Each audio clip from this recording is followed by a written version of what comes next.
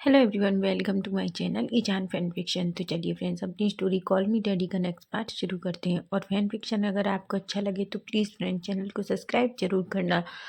तो last part में हमने देखा था कि जहाँ फाइनली मैडम यू और फेमिया दोनों से चैन और चैंग की शादी के लिए मान जाते हैं, वहीं चैंग चैंग जो से चैन के साथ वापस लैंड मेंशन आ जाता है, लेकिन बस एक दिन के लिए, क्योंकि उसकी माँ ने कहा था कि जब तक उनकी शादी नहीं होती वो साथ में नहीं रह सकते।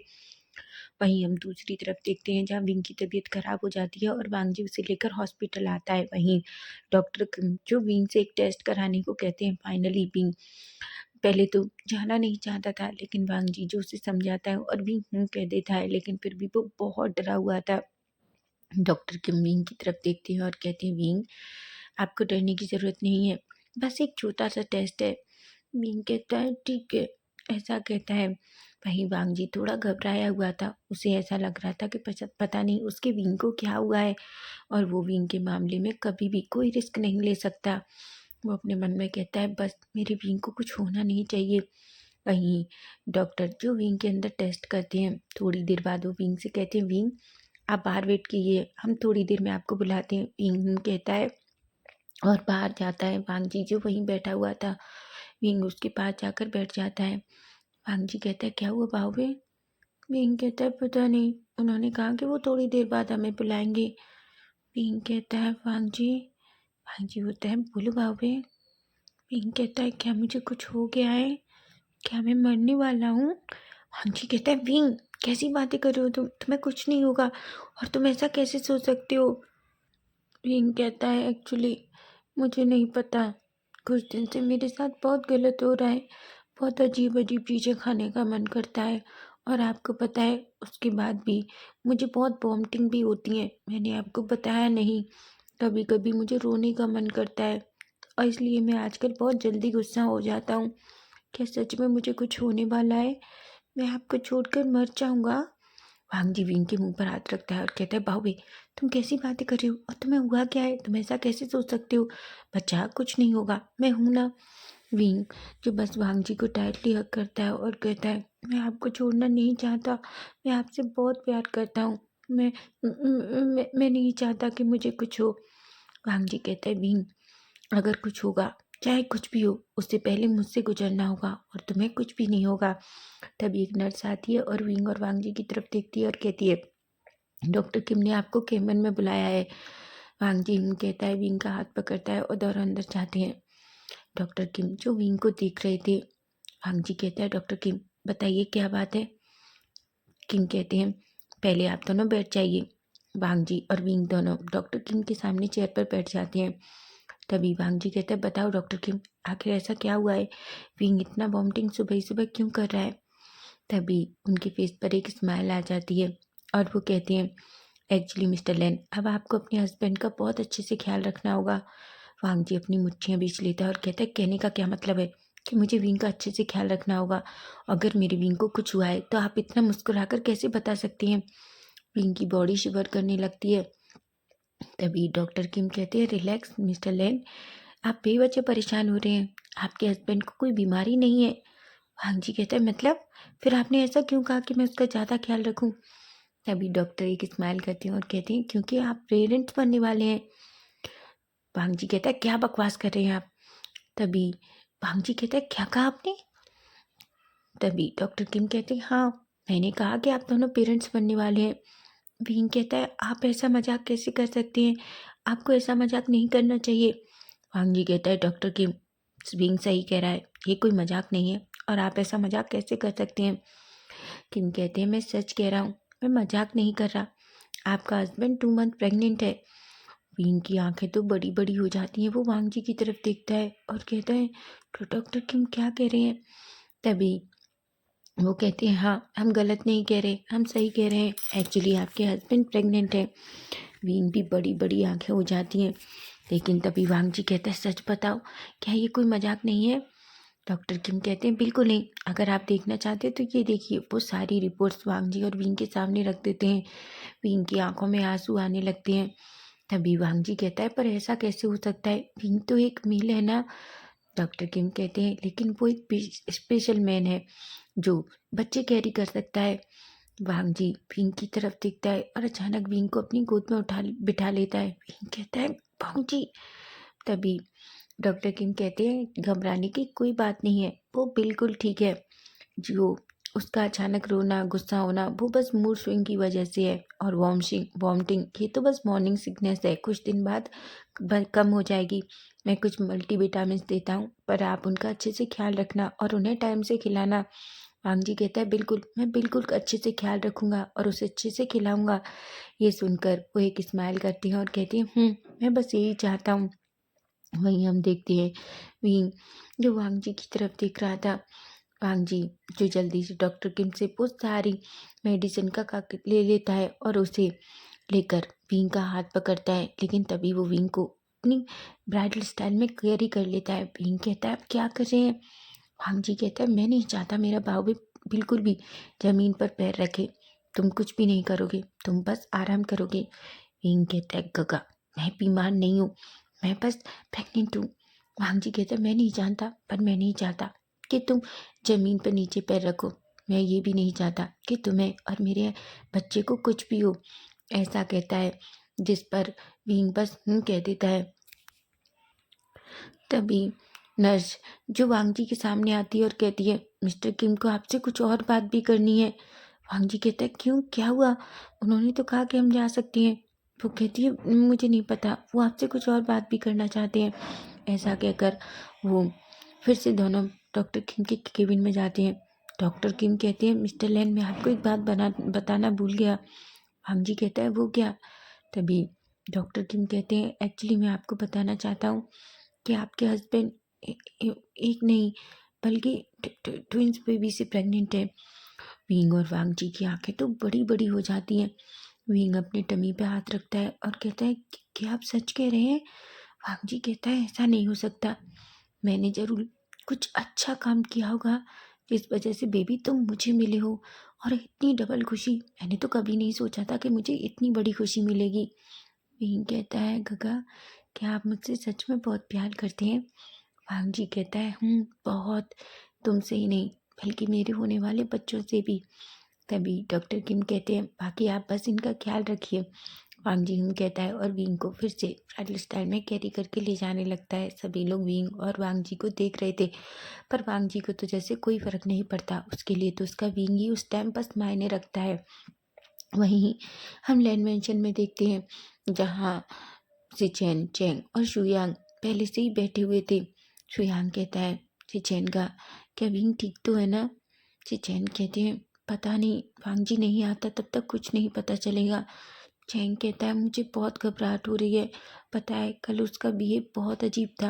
वो कभी मुझ पर नहीं चिल्लाया, लेकिन नाइट में मुझ पर गुस्सा हो गया, वो भी पता है किस लिए? क्योंकि मैंने उससे मजाक में कह दिया कि वो प्रेग्नेंट है। शुयांग कहता है चैंग तुम ऐसे कैसे कह सकते हो? चैंग कहते हैं बिल्कुल बेबी, तुम्हें उससे ऐसा नहीं कहना चाहिए था, कोई भी गुस्सा हो जाएगा। चैंग कहता है मैं तो बस मजाक कर रहा था, मुझे नहीं पता था कि वो। तभी सिचेन एक स्माइल करते हैं और कहते हैं कोई बात नहीं, वो आजकल वांगची पर भी बहुत गुस्सा हो जाता है छोटी छोटी बातों पर। विंग कहता है तभी सुयांग कहता है सच कहा, उसका बिहेव भी कुछ अलग अलग हो गया है। वहीं हम देखते हैं विंग और वांगजी दोनों अंदर एंटर करते हैं। वांगजी ने विंग को अभी भी ब्राइडल स्टाइल में कैरी कर रखा था। चेंग दौड़ कर आता है और कहता है क्या हुआ विंग, क्या तुम ठीक हो? विंग का फेस रेड था, वो कहता है मुझे नीचे उतारिए। वांग जी कहता है बिल्कुल उतारूंगा, लेकिन पहले वहाँ। ऐसा कहकर वो विंग को अच्छे से सोफे पर बिठा देता है। सिचैन कहते हैं वांग जी क्या हुआ है, तुमने विंग को ऐसे क्यों पकड़ रखा है? वांग जी कहता है काका एक्चुअली मैं आप सब लोगों को कुछ बताना चाहता हूँ। विंग अपना फेस नीचे कर लेता है, उसका पूरा फेस रेड था। तभी सिचैन कहते हैं बोलो वांग जी, हम सुन रहे हैं। वांग जी कहता है एक्चुअली गगा, हमारे घर में 2 न्यू मेंबर आने वाले हैं। चैंग कहता है क्या? बिल्कुल नहीं, मैं नहीं चाहता अब फिर से कोई आए और वो फिर से मेरे और चैन का के बीच इतनी सारी गलतफहमियां पैदा कर दे। विंग कहता है तो अपना मुंह बंद करो। तभी चैंग कहता है विंग क्या तुम भी इसके लिए एग्री हो? विंग कहता है बहुत, मैं चाहता हूँ वो दोनों इस घर में आए। तभी चैंग कहता है ठीक है, कोई भी आए मुझे प्रॉब्लम नहीं है, लेकिन मेरे से चैन गाँव से दूर रहना चाहिए। वांग जी कहते हैं चैंग पहले सुन लो पूरी बात। चैन कहते हैं चैंग चुप रहो, बोलो वांग जी आखिर कौन आने वाला है। तभी वांग जी कहता है गगा बीइंग प्रेग्नेंट है। सबकी आंखें बड़ी बड़ी हो जाती हैं। चैंग कहते हैं क्या? वांग जी कहते हैं यही सच है, बीइंग प्रेग्नेंट है। ये सुनकर चैंग तो इतना खुश होता है कि वो विंग को टाइटली हग कर लेता है और कहता है मैं ये मेंबर्स के लिए एग्री हूँ, मैं चाहता हूँ ये दोनों आए, लेकिन ये मजाक तो नहीं है ना विंग। विंग कहता है नहीं, ये मजाक नहीं है, ये सच है, मैं प्रेग्नेंट हूँ। I am sorry Chang. Chang कहता है किस लिए? विंग कहता है मैंने तुम्हें डांटा ना, इसलिए। तभी विंग कहता है चैंग कहता है तुम चिंता मत करो, मैं उसके लिए तुम्हें माफ़ करता हूँ। तभी चैंग और विंग दोनों एक दूसरे को टाइटली हग कर लेते हैं। तो चैंग कहते हैं मैं बहुत खुश हूँ वांग जी, तुम नहीं जानते तुम्हारे लिए। वो विंग से कहते हैं विंग आज के बाद तुम कोई काम नहीं करोगे, समझे, तुम सिर्फ अपना ख्याल रखोगे और तुम्हें जो कुछ भी चाहिए तुम बस हम लोगों को बोलोगे। सुयांग कहता है विंग तुम्हें किसी भी चीज़ की ज़रूरत हो तुम बस मुझे कॉल कर देना। वांग जी कहता है आप सब ऐसे बात कर रहे हो जैसे मैं कुछ भी नहीं हूँ, मैं अपनी बेबी का ख्याल रख सकता हूँ। वांग जी के की बात सुनकर सभी हंसते हैं। तभी से चैन कहते हैं वांग जी तुम अकेले ही विंग का ख्याल नहीं रख सकते, हम सब मिलकर विंग का ख्याल रखेंगे। तभी डोर ओपन होता है और फेमियान और मैडम यू लैंड मेंशन में एंटर करते हैं। वहीं कुरैन भी उनके साथ थे। कुरैन जो अंदर आते हैं वो सबकी तरफ देखते हैं और कहते हैं क्या बात है, तुम सब इतने खुश कैसे हो। तभी सिचैन कहते हैं अंकल आपके लिए खुशखबरी है, आप ग्रैंडफादर बनने वाले हैं। ये सुनकर वो तो इतना खुश हो जाते हैं, लेकिन तभी कहते हैं तुम दोनों क्या बकवास कर रहे हो और किसके बच्चे का। तभी वांग जी कहता है विंग प्रेग्नेंट है। मैडम यू फेमियन और कुरैन एक साथ शॉक होते हैं, चिल्लाते हैं और कहते हैं क्या कहा। मैडम यू कहती हैं विंग मिस्टर लैन क्या कह रहे हैं। विंग कहता है आंटी वो सच कह रहे हैं, मैं प्रेग्नेंट हूँ। मैडम यू विंग को टाइटली हग कर लेती हैं। एक्चुअली वो हमेशा विंग को अपने बेटे जैसा प्यार करती हैं। विंग कहता है आई एम सॉरी आंटी उस दिन के लिए। मैडम यू कहती हैं आई एम सॉरी, मुझे माफ़ कर दो, मैं सच में तुम पर गुस्सा नहीं थी, मैं बस चैन पर गुस्सा थी और सारा तुम्हारे ऊपर निकल गया। विंग कहता है कोई बात नहीं, आपको ऐसा नहीं, मुझसे सॉरी नहीं मांगनी चाहिए। वहीं हम देखते हैं सभी लोग बैठे हुए थे। कुरैन भांग जी की तरफ देखते हैं और कहते हैं कुरैन कहते हैं भांग जी मेरे बच्चे विंग का अच्छे से ख्याल रखना, समझे तुम, और उसे किसी भी तरह की कोई परेशानी नहीं आनी चाहिए। वहीं मैडम यू कहती हैं विंग तुम्हें जब भी कुछ खाने का मन करे तो तुम बस मुझे कॉल करना, मैं तुम्हारे लिए फटाफट बना के भिजा दूंगी। ये सुनकर विंग एक स्माइल करता है और कहता है thank you aunty. Madam you कहती है आंटी क्यों, तुम मुझे माँ कह सकती हो, मैं चैंग की माँ हूँ तो तुम्हारी भी माँ हूँ ना। विंग एक स्माइल करता है और कहता है थैंक यू माँ। तभी विंग को अपने डैड की याद आती है और अपनी माँ की, उसकी आंखों में आंसू आ जाते हैं। कुरैन कहते हैं क्या हुआ विंग। भांग जी भी घबरा जाता है और विंग के पास आता है और कहता है बच्चा क्या हुआ तुम्हें। विंग कहता है कुछ नहीं। कुरैन कहते हैं कुछ तो हुआ है, बताओ। विंग कहता है मुझे अपने डैड की याद आ रही है। भांग जी क्या वो मुझे कभी माफ़ नहीं करेंगे।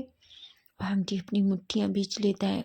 वो विंग को कैसे बताए कि वांग जी ने ही उसके डैड को बाहर भेजा है ताकि वो उन दुश्मनों से उन्हें बचा सके, लेकिन अभी वो ऐसा कुछ भी नहीं कहेगा क्योंकि वो नहीं चाहता कि विंग को कुछ भी पता चले और विंग परेशान हो जाए। वो कहता है तुम चिंता मत करो, जब तुम्हारे डैड को ये पता चलेगा कि तुम प्रेग्नेंट हो, तुम जानते हो कि वो कितने खुश होंगे। विंग कहता है इतने दिन हो गए उन्होंने मुझसे बात भी नहीं की, भांग जी मुझे उनकी बहुत याद आती है। तभी कुरैन विंग को अपनी तरफ करते हैं और कहते हैं बच्चा क्या मैं तुम्हारे डैड जैसा नहीं हूँ। विंग कहता है अंकल ऐसी बात नहीं है, आप बहुत अच्छे हैं। कुरैन कहते हैं तो बस तुम चिंता मत करो, तुम्हारे डैड तुमसे जल्दी मिलने आएंगे, ठीक है, और अपना ख्याल रखो, तुम्हें ये सब करने की ज़रूरत नहीं है।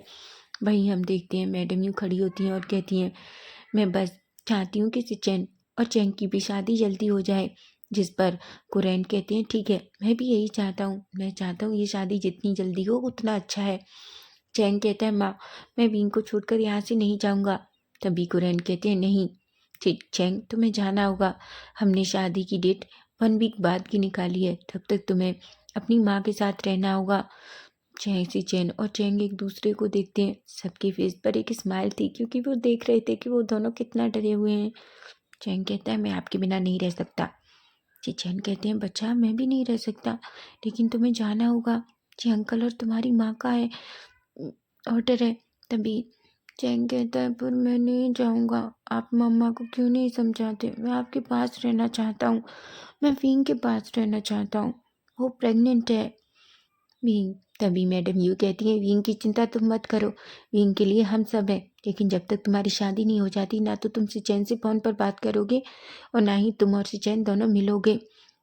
दोनों की आंखें बड़ी बड़ी हो जाती हैं। वांग जी को बहुत मज़ा आ रहा था। वांग जी कहता है आपने सच कहा मैडम यू। गगा आपको ये बात माननी चाहिए, आपको बिल्कुल भी सिचैन से मिलना नहीं चाहिए। सिचैन कहते हैं वांग जी तुम्हारा प्यार तुम्हारे पास है, एटलीस्ट मैं फ़ोन पर तो बात कर सकता हूँ। कुरैन कहते हैं बिल्कुल नहीं सिचैन, तुम फ़ोन पर भी बात नहीं करोगे। बेचारे सिचैन बड़ी पपी आइज़ बना के सबकी तरफ देखते हैं, लेकिन कोई भी इस बात के लिए एग्री नहीं होता।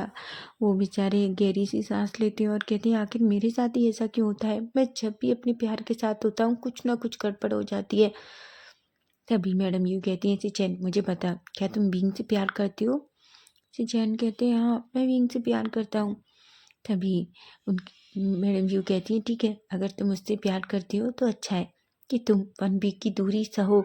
ये सुनकर उनका फेस चेंज हो जाता है, लेकिन वो कुछ नहीं कहते। वो बस एक गहरी सी सांस लेते हैं और कहते हैं ठीक है अगर आप इस मतलब यही चाहते हैं तो मैं ऐसा ही करूँगा।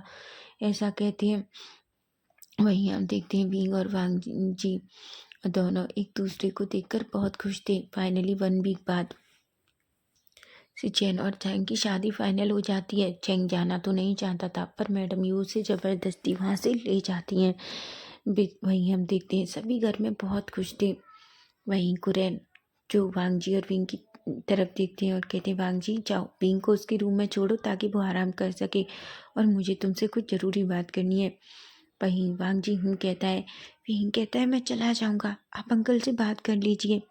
वांग जी सबके सामने विंग को ब्राइडल स्टाइल में कैरी करता है और कहता है नहीं पहले मैं तुम्हें तुम्हारे रूम के पास छोड़ कर आऊँगा। विंग एक गहरी सी सांस लेता है क्योंकि वो जानता है कि वांग जी जो करेगा वो करेगा, उसे कोई नहीं रोक सकता। वो कहता है वांग जी विंग को लेकर अपने रूम में जाता है और उसे बिस्तर पर अच्छे से लिटाता है और कहता है आराम करो, तुम्हें कुछ भी चाहिए तो बस मुझे कॉल कर दो, मैं नीचे ही हूँ। हाँ अंकल के पास। विंग कहता है ठीक है आप जाइए, अंकल वेट कर रहे होंगे।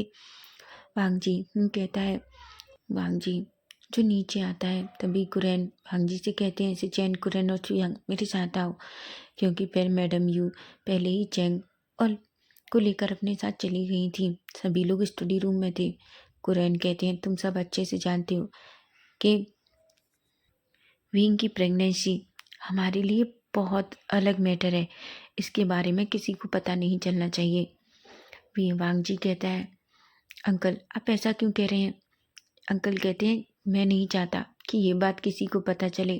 वांग जी तुम अच्छे से जानते हो तुम्हारे कितने सारे दुश्मन हैं, अगर उन्हें ये पता चलेगा कि विंग प्रेग्नेंट है तो वो तुम्हें तुम्हें हर्ट करने के लिए वो विंग को हर्ट करेंगे और मैं बिल्कुल भी अपने बच्चों के साथ ऐसा नहीं होते हुए देख सकता।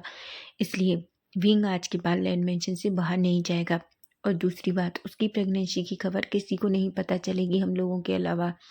जिस पर वो दोनों एक दूसरे की तरफ देखते हैं। सिचैन कहते हैं मैं अंकल की बात से एग्री करता हूँ वांग जी, तुम अच्छे से जानते हो रेड ड्रैगन माफिया चाइना में ही है और वो 100% कुछ भी करके तुम्हें जितना हो उतना हर्ट करने के लिए वो उन लोगों का यूज़ करेगा जिनसे तुम प्यार करते हो। और ये बात तो सब जानते हैं कि तुम्हारी सबसे बड़ी कमजोरी विंग है। वहीं विंग जो अपने अंकल की तरफ देखता है और कहता है अंकल मैं इस बात का ध्यान रखूंगा।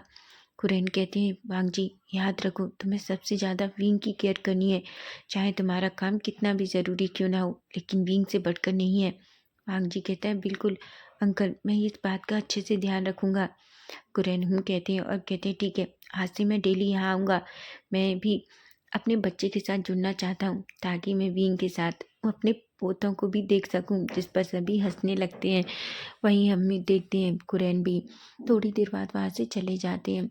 तभी वांग जी शुयांग की तरफ देखता है और कहता है, शुयांग क्या तुम्हें कुछ पता चला? शुयांग कहता है, बिल्कुल नहीं, लेकिन बहुत अजीब बात है, उसकी लोकेशन हमेशा वैन रुहान के घर के आसपास ही होती है। वांग जी अपनी मुट्ठियां बीच लेता है और कहता है, आखिर ये पता क्यों नहीं चल रहा कि वैन रुहान का रेड ड्रैगन से क्या लेना दे रहा है। तभी सिचैन कहते हैं, वांग जी उस बारे में हम बाद में सोचेंगे, पर मैं तुमसे कुछ पूछना चाहता हूँ। वांग जी कहता है, क्या गगा?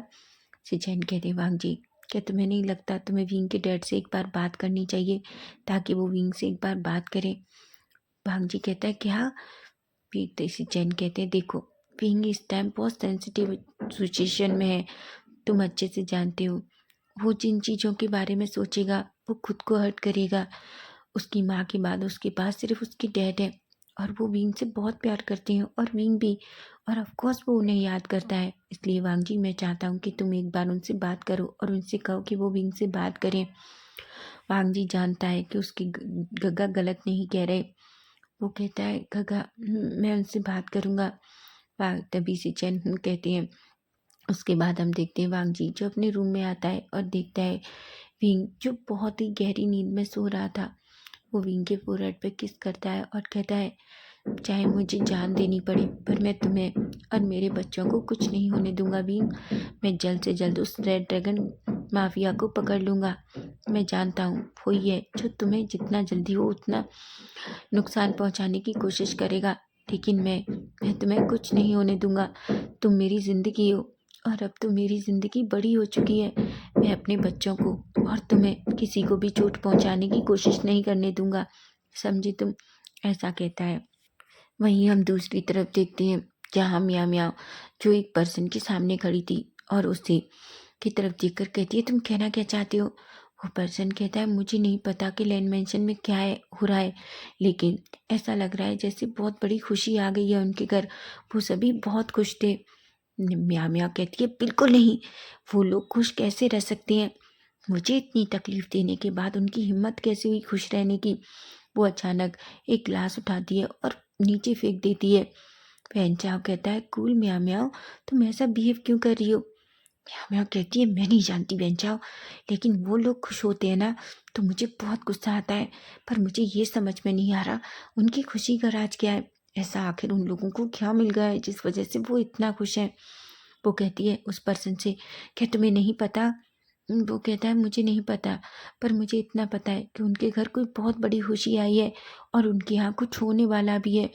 ये सुनकर मियाँ मियाँ कहती है, आखिर ऐसा क्या होने वाला है जिसके बारे में हमें ही पता नहीं है, लेकिन एनीवे कुछ भी हो ये तो मैं जरूरी पता लगा लूँगी कि आखिर क्या होने वाला है। ऐसा कहते के बहुत गुस्सा होती है। पेंचा मियाँ मियाँ के पास जाता है और उसकी कमर को पकड़कर अपनी तरफ खींचता है और कहता है, वेट बेबी वेट, तुम इतना क्यों सोच रही हो? ये कोई बहुत बड़ी बात नहीं है, हम पता कर लेंगे।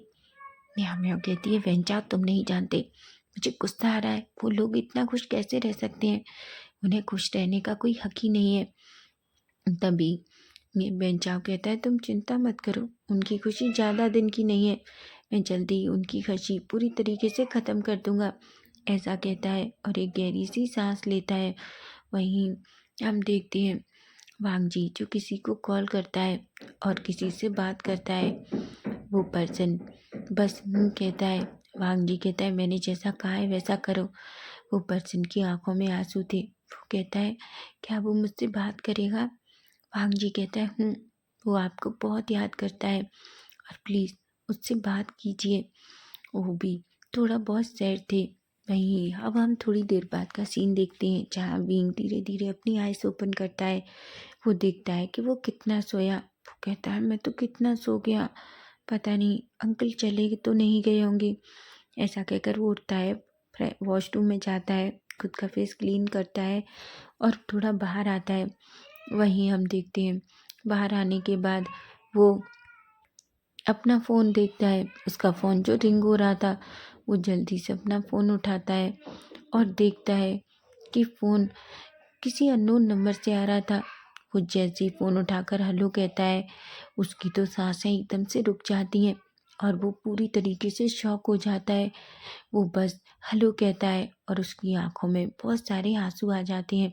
तो फ्रेंड्स, नेक्स्ट पार्ट इसका हम कल देखेंगे कि आखिर फ़ोन पर वो कौन है जिसके वजह से उसकी आँखों में इतने आँसू हैं। तो अगर फैन फिक्शन अच्छा लगा है तो प्लीज़ चैनल को सब्सक्राइब ज़रूर करना। Bye bye, take care.